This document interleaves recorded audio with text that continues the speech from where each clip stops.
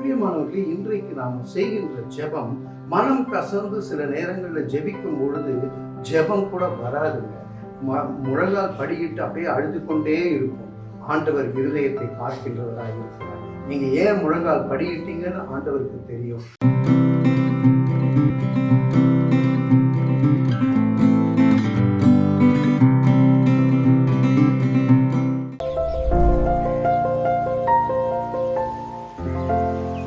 பிரியமானவர்களே, 1 சாமுவேல் 1 அதிகாரம் 11 வசனத்திலே, சேனைகளின் கர்த்தாவே, தேவரீர் உம்முடைய அடியாளின் சிறுமையை கண்ணோக்கி பார்த்து உம்முடைய அடியாளை மறவாமல் நினைத்தருளி உமது அடியாளுக்கு ஒரு ஆண் பிள்ளையை கொடுத்தால் அவன் உயிரோடு இருக்கும் சகல நாளும் நான் அவனை கர்த்தருக்கு ஒப்புக் கொடுப்பேன், அவன் தலையின் மேல் சவரகன் கத்தி படுவதில்லை என்று ஒரு பொருத்தனை பண்ணினார்.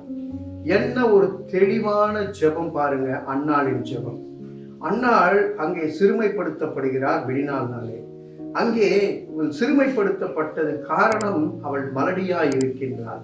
அப்போ சேனைகளின் கர்த்தாவே என்று அந்த ஆலயத்துக்குள்ளாக சென்று ஜெபிக்கின்றாள்.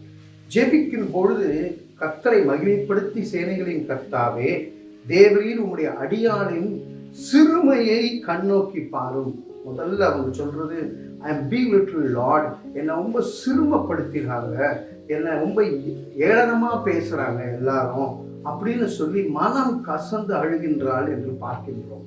அதற்கு பிறகு உம்முடைய அடியாளை மறவாமல் நினைத்தருளும். முதல்ல சிறுமையை கண்ணோக்கி பாரும்.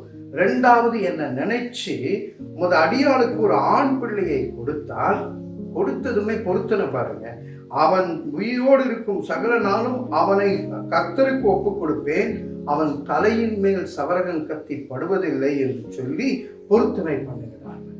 அதை கர்த்தர் நினைவு கூறுகிறார் என்று பின்பாக வருகின்ற வசனங்களிலே பார்க்க முடியும். பெரியமானவர்களே, அழகான ஒரு மகனை, சாமுவேல் என்கின்ற மகனை கர்த்தர் அந்த அன்னாளுக்கு கொடுக்கின்றார்.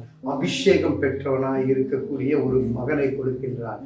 பிரியமானவர்களே, இன்றைக்கு நாம் செய்கின்ற ஜெபம் மனம் கசந்து சில நேரங்களில் ஜெபிக்கும் பொழுது ஜெபம் கூட வராதுங்க. முழங்கால் படியிட்டு அப்படியே அழுது கொண்டே இருக்கும்.